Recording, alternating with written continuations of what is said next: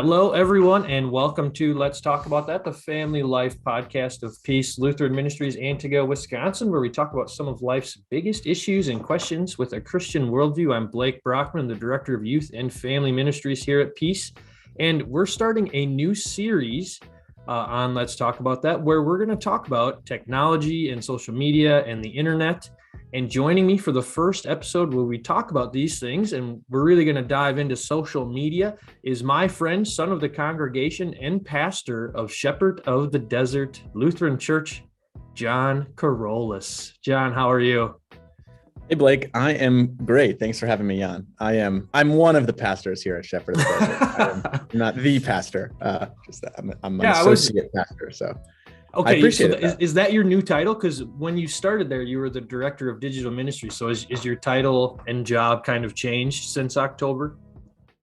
Yes, it has. So I was hired as director of digital mission, specifically focused on our outreach. And that took on a bunch of different forms, but especially our social media presence, our targeted advertising, a little bit of like web analytics and topical issues, some interviews and podcasts and stuff like that. And then also our primary ministry outreach, which is like digital services and stuff like that. And then over the course of the year, that actually was a year ago yesterday, I moved to Arizona. So, but over the course of the summer and the fall, I transitioned into more of a typical pastoral role. I had been preaching on Sundays quite a bit anyways, and then took on some responsibilities in high school youth and young adult youth, and over at our preschool, being the pastoral support over there for the staff, students, and families. And then since ordination in October, title switched from director of digital mission to associate pastor. And now I'm pretty much the primary pastor in those areas that I just listed: our modern worship, our high school youth, our preschool ministry. I still oversee our digital outreach, but I also coordinate our baptism effort and am involved in a couple of other different things. But yeah, so quite a bit of transition, but still kind of the guy when it comes to our ministry online. I don't do editing and production and things like that. We've got a really great guy who Matt McLean is his name, who kind of takes on that sort of stuff, but he and I work really closely together. Sure. Very nice. Yeah. For those that, especially here at Peace, that maybe don't know, your guys' church side of things is 2 campuses, correct? Yeah, we have a kind of unique setup. We've got 2 campuses. They're really only about 300 or 400 yards apart. So they don't serve different geographies, but they do serve different populations as far as a worship preference. So typical sanctuary, not too differently shaped from Peace actually, but a little bit smaller room, a little bit smaller scale. But that's where we'd have traditional worship with pews and with vestments and the altar up front, communion rail, all that kind of stuff. And then we have a modern worship space that's a little bit more typical of contemporary churches today, with a stage up front, a band, typically dark room, but rock music, a little bit more casual dress, and a little bit more casual setting. And that's one thing that I'm in charge of when it comes to our pastor stuff. But that modern campus is where we house our preschool, and that's where all those classrooms are. And on our traditional or main campus, we have some relationships with a school for kids with autism, and they rent out our buildings that used to house a Lutheran day school, but that shut down a number of years ago. And now we're renting out to this really cool ministry for ministry and resource for families that deal with autism. Oh, that is really cool. That's a nice, unique way of, you have an empty building and still using it for ministry, not just selling it off to keep the money and stuff. Oh, that's cool. That's awesome. Yeah. Super blessed to have them around and to have a relationship with them. It's cool. Yeah. Very nice. So John and I are going to chat about social media, the good, bad, ugly, setting boundaries, all that kind of stuff. Because John and I don't know if grown up is the right term, but we have definitely lived, like we were in, I remember, when did you get your first, like, Facebook? Do you remember when you signed up for Facebook? It was a permission reserved for members of my family over the age of 14. Okay. So 14th birthday present, Facebook account. Freshman in high school. So we were like, that's 2009, late 2009. Yeah, I guess so. Okay. Yeah. And I remember I got my Facebook account in 2008 Whoa. because there were no restrictions in our house for most things. But we grew up when like through Facebook booming, through Twitter booming, through Instagram booming, through some fads of social media like Vine, which is Rest for in people peace. that don't know, rest in peace. For people that don't know, Vine was essentially TikTok, but better. TikTok's dad. Yeah. But like we were around, like when YouTube really took off, we were in high school and we're watching. And I mean, I still currently watch a decent amount of YouTube, but like we were a part of a generation that really helped it. We were like present for the transition from YouTube being a place that was unique and a little bit fringe into it becoming totally mainstream. And now, Yeah. I mean, it's the number one search engine. Right. Yeah. Even though Google owns it, you know, it's used for everything. Yeah. So we have, I don't know, been around the block. We've seen things. We have a very unique perspective as opposed to some of you watching this that are maybe adults, grandparents, who did not grow like maybe the form of social media you grew up with was a chat room that you had to put a floppy disk into your computer for or something. And you have kids and grandkids, and we will have kids eventually that will like from day one grow up with social media, with technology, with essentially like my phone's right here, like the power of a computer in like the palm of your hand in your pocket. So we're going to focus mostly on social media today. And John, I guess a good place to start, I think, is like where we are kind of at with social media. So if you wouldn't mind sharing some of the social medias that you have used and that you currently use, and maybe sharing how much time that you spend on those. Yeah, I doing the tally is almost depressing, but so I mean, I'm on TikTok, Facebook, Instagram, Snapchat, WhatsApp, a little bit of Twitter. I use YouTube, but not really a ton. And then I also occasionally will use like GroupMe and a couple others, but that's more so for specific communications to a particular group of people.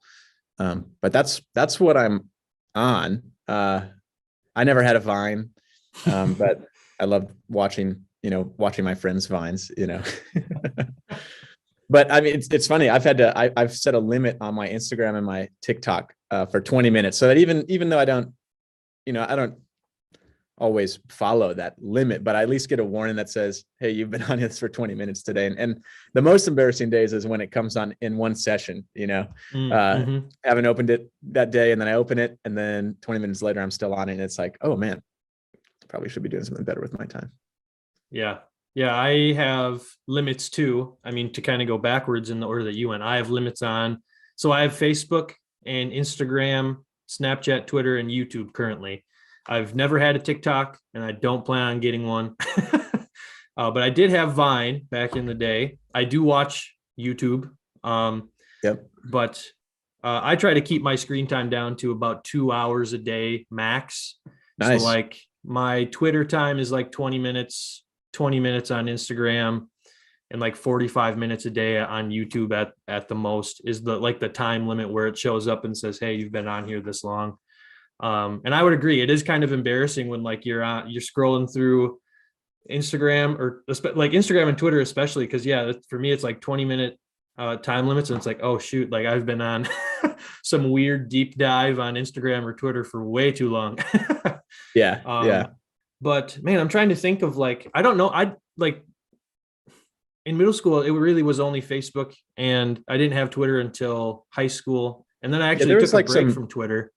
There's like some photo sharing sites and stuff, you know, Tumblr and Flickr, things like that. I did not have those. I mean, they were different, but you know, they weren't quite the same. People still use them, but that was all mostly like archival stuff. It wasn't a ton of interaction, I don't think. Of course, there's Reddit. I also have a Reddit account, but I don't really use it at all.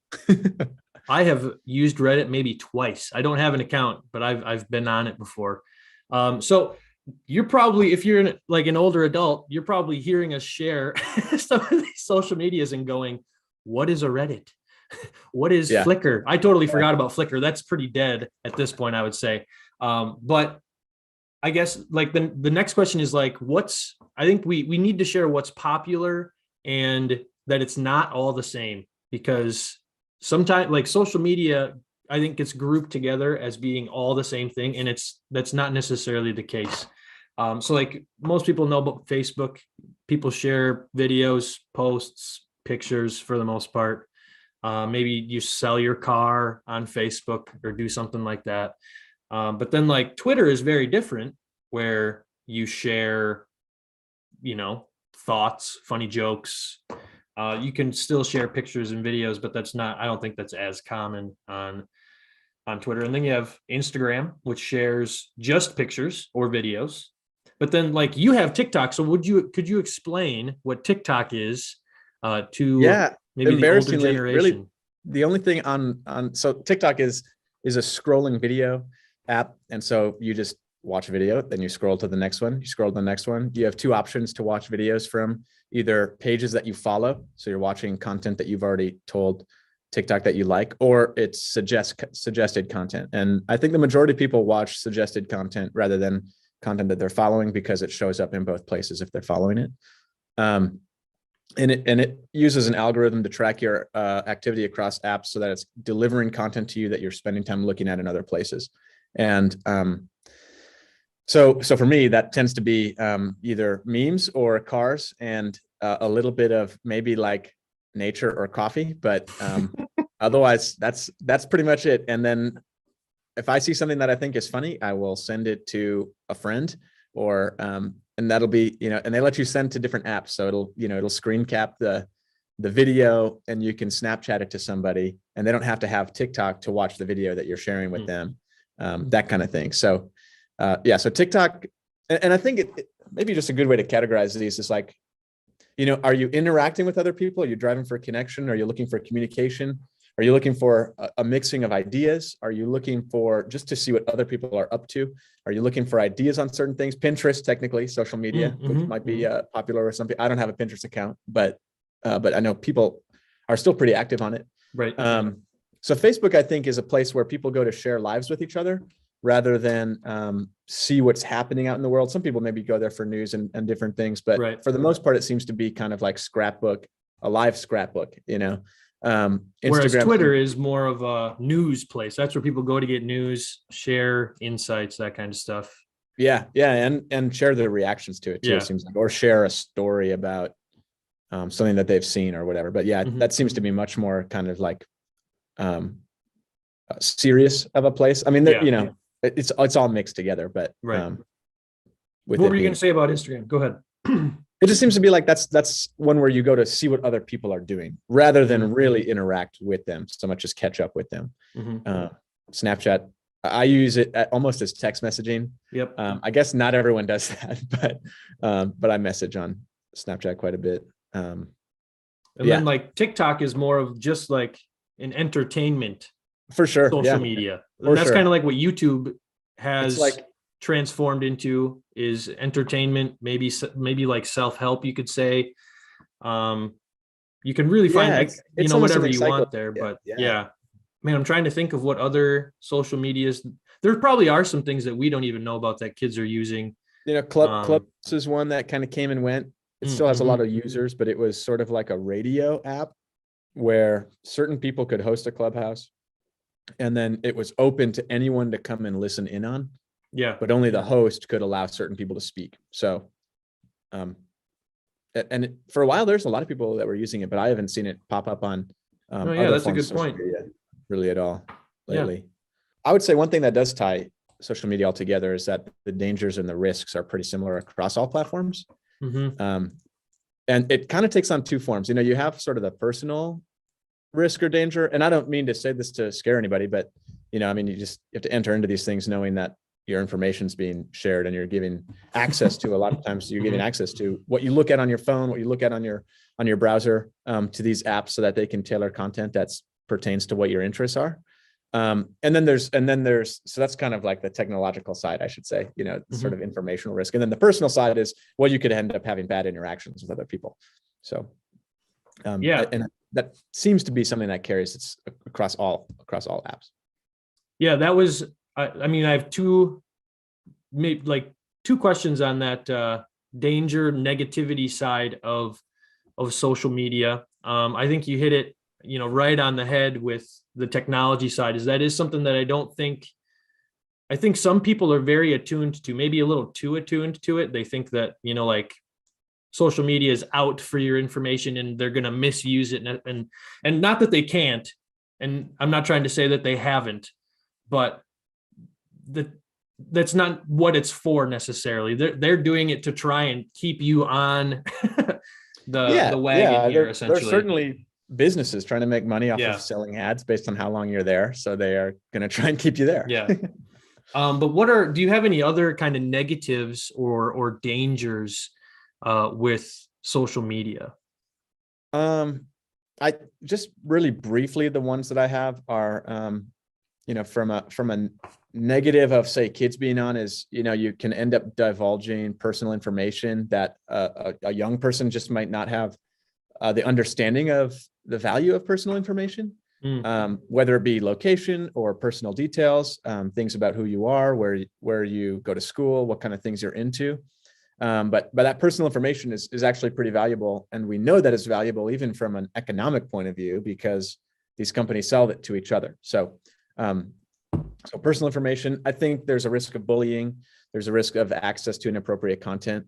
And that can cause any number of issues later on in life. But, there's significant negatives, and danger is probably, and it's just fair to list these out. I mean, predators, identity theft, personal theft with scams, viruses, all that's out there. I hate to say, brainwashing in the sense of like political conspiracy, but there are groups out there that are trying to impact the way people think and recruit them for certain ideals or certain projects. And whether that's, back in the day when we talk a lot about ISIS recruiting people through social media, or it's simply, a more, just a political group trying to get their message out there. Sometimes that takes place, but I do think, you did have a question, you sent over about pros. I think it is fair, I think we do need to talk about that. Too, right. Yes, we do need to talk about the pros. I just think it's good to get I think we do think a lot about those dangers, and you hit all of them that I was going to say on the head. And we'll dive more into those as we get further into this series, because some of them are really real, unfortunately, that parents need to be aware of. But there are pros to social media, and maybe not necessarily. I think it's dangerous. The question I sent to you is, what are the pros of your kids being on social media? But I think just in general, pros of social media is, you do, especially with things like Facebook, Instagram, you do get to stay in touch with people in some form or fashion. I think if there's something the pandemic taught us, it's that we can still kind of grow in relationships, interpersonal relationships through, the internet, being thousands of miles apart and whatnot. But what other pros do you think of when you think of social media? Yeah, I totally agree with you. Connection to friends and family, but also, and entertainment. I mean, some people watch the TV every night. Some people read the paper. Some people hang out on social media and go there for humor, go there for news, go there for interaction, whatever it is. Entertainment, I think, is a big pro, especially because it's seemingly coming free. Ability to express somebody's self, something that's totally their own. I think that's a pro. I think it's good for people to have something that they can create in their own mind, in their own space, and share it. And so I think that's a pro. I don't know that that's something that everyone really leans on it for, if they're able to have another creative outlet, but that seems to be something that people enjoy it for, sharing, different projects they're working on, whether it's art or writing or speaking or videos or whatever it is. People seem to like it for that as well. Yeah, I would agree. And I think especially today, we hammer social media so hard and say things like TikTok is bad and blah, blah, blah. And it's like, I liked what you said about some people watch TV, some people read the paper, some people do puzzles. It's entertainment. I kind of laugh when people say streaming or streamers, people play video games online is weird. And it's fine that it's weird for you. That's not a bad thing, but that is a form of entertainment. It's truly, it's no different than watching someone play golf. Play golf. Yeah. Or the fishing channel or something like that. Like, it's just something that someone else likes to, be entertained by. I love the irony in the picture of, the hypothetical dad watching a Packer game or whatever and yelling at his kid for watching a streamer on the couch. It's like, hey, yeah, we're all doing the same thing here. But right. Not to say that there isn't, there's certainly healthy limits within that realm, but it's a funny thing to think about. Yeah. And I think with the pros and the negatives, the cons isn't necessarily the thing, because I think dangers are worse than cons. But with all of that in mind, we do have a responsibility as the older generation to help the younger generations navigate social media in a Christian way. And so how would you say that we can help the next generation navigate social media as a Christian, as a Christ follower? I think that the great thing about social media, whatever form it is you're given an opportunity to participate in a platform that extends all over the world. And it can be as effective to your neighbor next door to you as it is to somebody all the way in another country or in another context. But I think an important thing to do when talking about how to navigate it as a person and as a Christian is teaching anyone that's using it that the people they're interacting with are still real people. In some cases, there are maybe bot accounts or whatever, but when people are spending time on there, they're real people too. So the things that we say, the things we type out, the way that we criticize other people or lift them up can be pretty instrumental, pretty effective, and have an impact on their mind and their emotions. Another important thing too is to remember that once you post something, even if you try to delete it or erase it, it's going to be there forever. And and so it's just something to keep in mind, that do you want your stuff that's going to last forever to be Christian? Or do you want it to be something that you'd regret? Do you want it to be something you posted in haste? It might be better if you don't take that leap or you use that as your outlet of frustration, because it's hard to take back some of that stuff. And you see it happen all the time in the way our world works, where tweets are dug up from 10 years ago and they are getting people fired from government positions and university positions and stuff like that. So, and I think a reminder that there's no trend, app, or account that any Christian person, any youth, any kid needs in order to be normal or to be cool. You don't need to be on these places, but if you're on those places, there's a way to be on them in a way that's faithful, in a way that's Christian. Yeah, that last one is not one that I had thought of. I mean, I think that's a huge piece, because I remember there were kids that we went to high school with when Facebook was huge. And if you didn't have Facebook, you were kind of on the outs, Yeah. And there were kids that when we were seniors in high school didn't have Facebook, and there was a little bit of FOMO there. And, I can't speak to what they were feeling on the inside, but you could just kind of tell, oh, we were talking about it on Facebook, and they're like, oh, and now I'm jealous of them. Yes.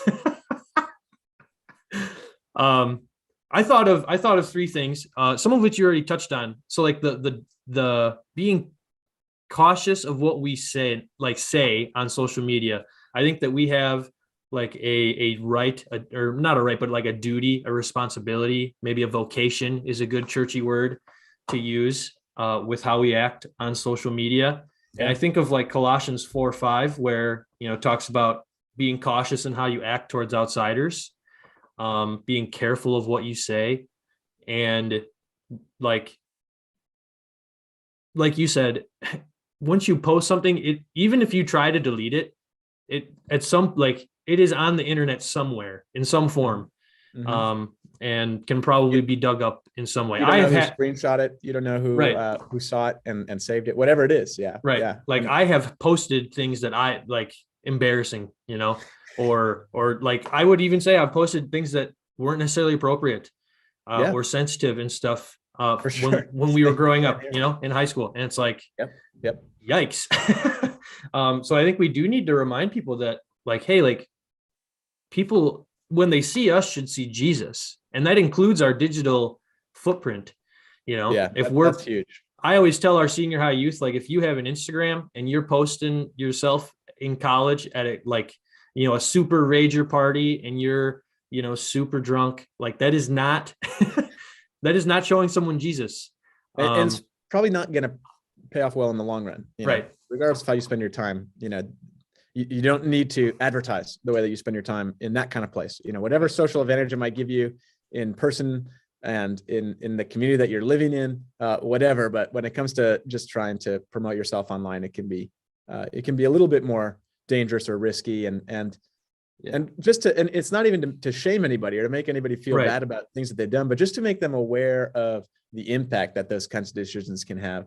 And just so that, whether you're making the decisions to do certain things like that or not, just so you're aware of the kinds of consequences that they have. Because one thing we all learned growing up is that our actions have consequences, but the consequences of digital actions can sometimes be a lot farther reaching than we understand or want to acknowledge. Yeah. Right. Yeah. Right. Yeah. And I think that, that applies to us as adults too.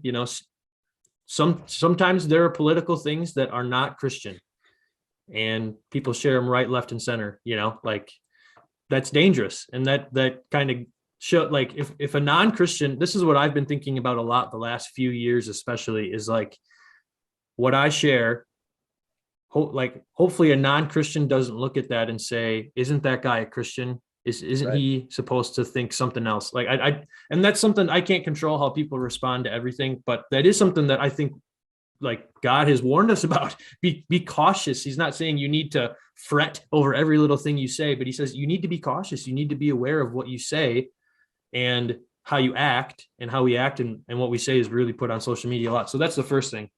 The second thing is in terms of like what we take in, it's kind of two things: what we take in and how much time we spend on social media and really technology in general. So like in Matthew 6:21, Jesus says, where your treasure is, there your heart will be also, right? And I think that like social media is definitely addictive. John, have you seen the documentary? What was it called? The social dilemma. That's what it was called. Have you seen that? It was on Netflix. I think I did watch that, the Netflix one. Yeah. Yeah. Each streaming service seems to have one. Yeah. Super grim. Like Hannah and I watched it and we were just like, wow. Okay. But like social media is addictive, and a lot of that is just because it puts content continuously in front of you that it thinks you want. The algorithms and all that stuff keep churning up things that they're trying to keep you watching. Another danger I forgot to mention is it could cause you to waste a lot of time procrastinating. But and like our heart should be focused on Christ. And there have definitely been times where I've been scrolling social media and it's like, oh, an hour has gone by, and I sit there and I think like, what, like I could have done literally anything to be productive.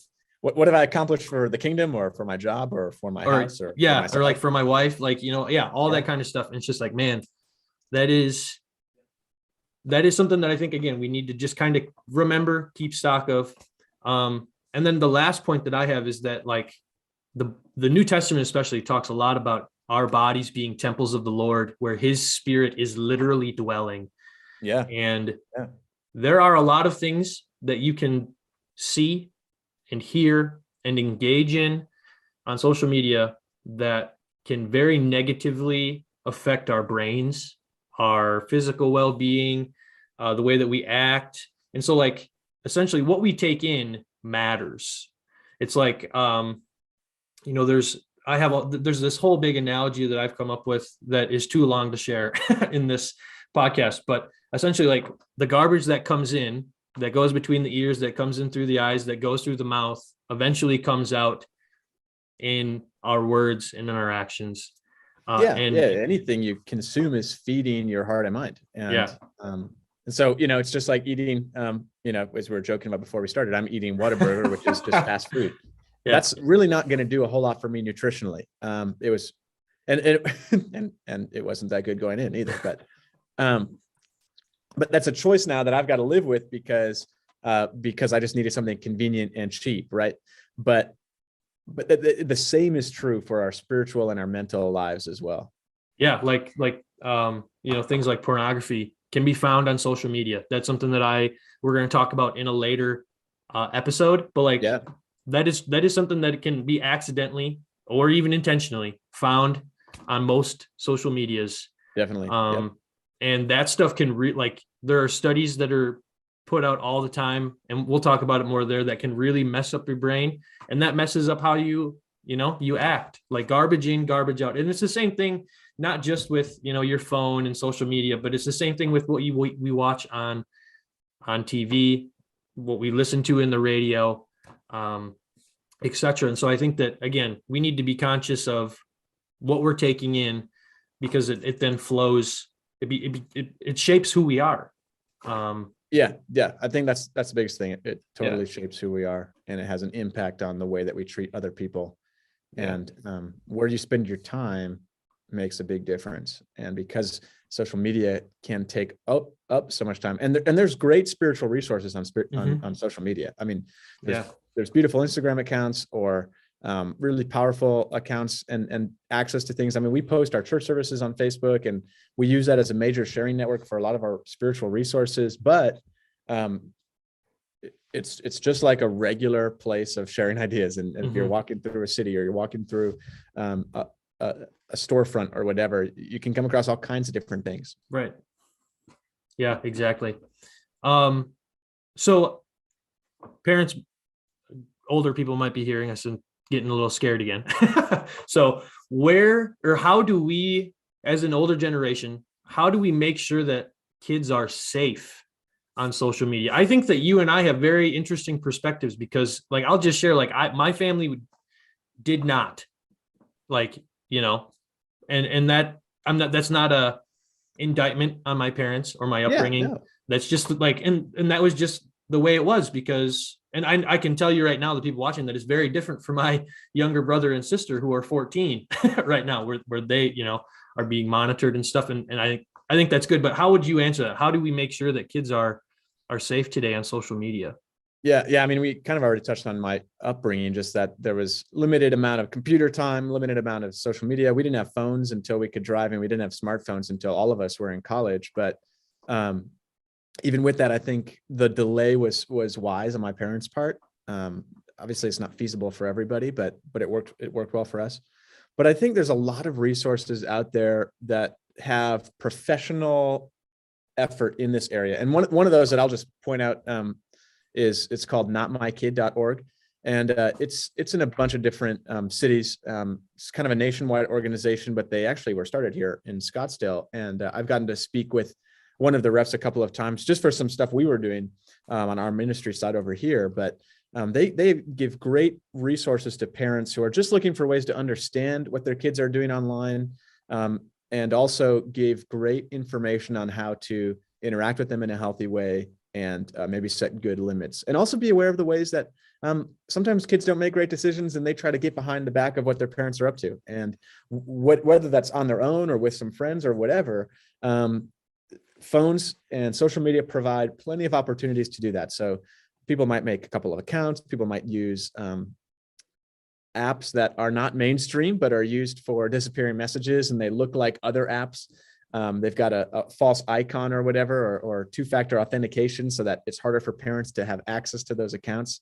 And so a resource like Not My Kid just is super helpful in getting people in touch with resources, especially if they are really struggling with a child or with a friend who seems to be in a tough spot because of what they're going through. But in general, I think since it's a parenting question, it's hard to give specific advice, but it's one, I think, where parents should remember that they have a responsibility to keep their kids safe and to protect them and maintain good relationships with them. And so, of course, be connected with them on their accounts, be friends on Facebook, follow their Instagram, be friends with them on their Snapchat, and on their whatever apps they're using. Follow their TikTok accounts, see what things they're liking, what things they're interacting with, who are their comments going to. And if you're able to maintain a great relationship with your kid and have a good agreement about sharing passwords and stuff, I think that's super wise, because you're not doing it because you don't trust your kid. It's literally a whole world of people that will have an opportunity at accessing things that are super personal. And so there's things that even I would recommend my parents had done differently, just because of the things we didn't know about social media and the things we didn't know about access and things like that. So just, there's all kinds, there's every day a new scam comes out on spoof accounts and false messages and links that shouldn't be clicked and all that kind of stuff. But underneath it all, I think the best way to keep your family safe is to maintain strong and good communication with with them in an open way. If there's a hard line that nothing's up for negotiation, even if you have a hard stance, be open to communicating about it, because that's where there's opportunities to grow and understand each other, and hopefully continue to grow in relationship with your kids, because it's not always about, are they spending too much time on their screen, or are they spending too much time on social media? Sometimes it's about, is this getting in the way of us as a family?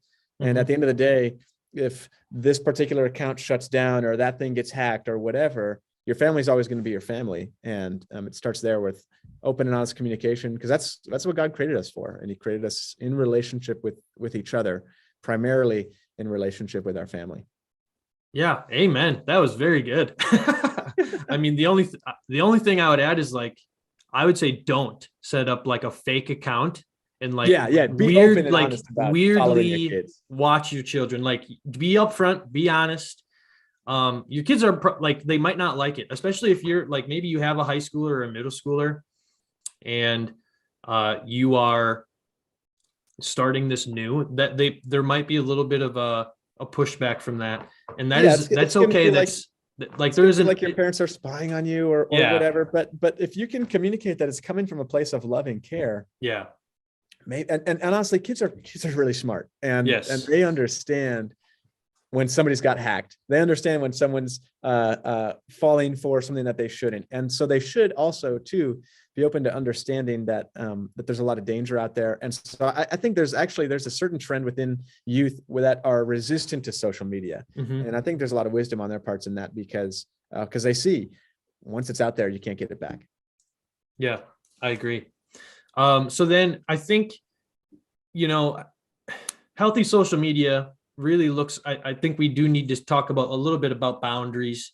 Like screen time, I think, is an easy one. And I think that that's not necessarily a bad thing, but it can be a bad thing. Like if you're just going to say, lay down the law, be that super harsh line, that might not always go well. But I do think there needs to be some form of. If that's how you parent and you've got a great relationship with your kids, then do it. Yeah, then do it. Right. But healthy social media life, I mean, it's one where that you're not controlled by it, and that you are able to take a few days off or delete an account whenever you feel like you want to. And, ultimately it's kind of a personal decision on how you want to live your life. But there's a ton of studies that show the negative effects of too much time in an app or on a screen, and the limitations that does to social development and relational health and mental health. And so knowing that you are in control, I think, is a really important place to start. It's up to you. Do you want the account or not? Do you want to log in today or not? That kind of stuff. Yeah. I think too, like, having, if you have kids that are younger, setting those boundaries at an early age, I think is good. Like, not letting them be on their tablet for an hour when they're, 5 and 6 or even longer, who knows, when they're really young, will help them as they get older, not want to be on their phone or on, whatever is on their phone at that point when they're older.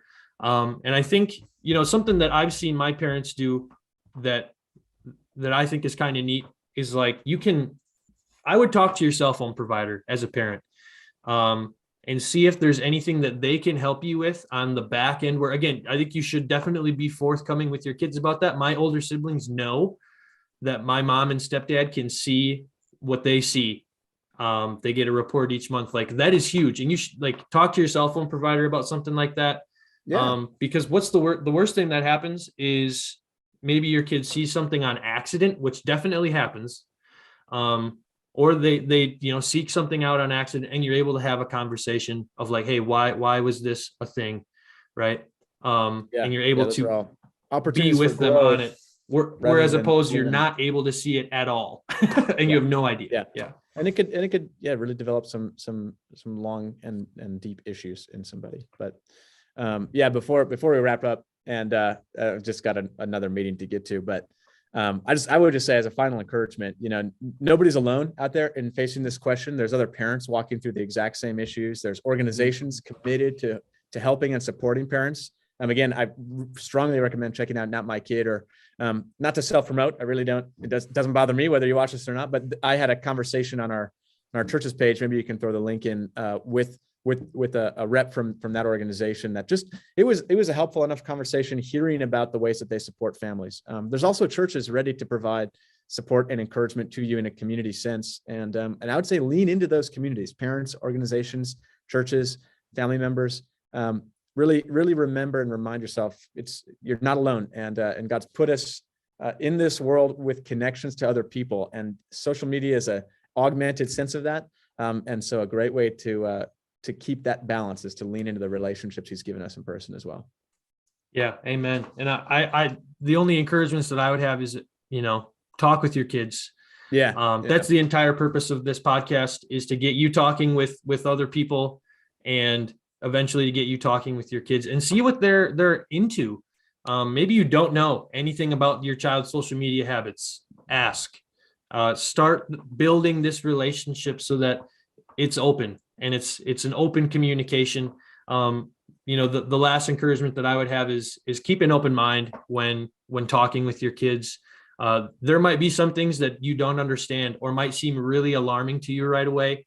But just try and be open, listen to your kids, take a non-judgmental stance, and then, evaluate, course correct, as needed with speaking the truth in love. Enter into all those conversations, enter into all those tricky discussions prayerfully, and know that, and you've got a lot of support, and God promises to be with you in each of those interactions, each of those conversations, and certainly pulling and holding families together in the midst of a world trying to divide us. So thanks so much for inviting me on, and look forward to, further conversations down the road, but appreciate it, and always good to chat. Yeah, thank you very much, John. Thank you all for watching or listening. You can check out the discussion questions on the link in the description if you're on YouTube or on our website. Make sure that you come back for our next Let's Talk About That episode, where I'm going to be joined by my wife, Hannah, and we're going to talk about spiritual kind of discretion, or social media discretion, and knowing what is real, what is not, what to post, what not to post. So thank you again so much, John, and we'll talk to you guys soon. See ya.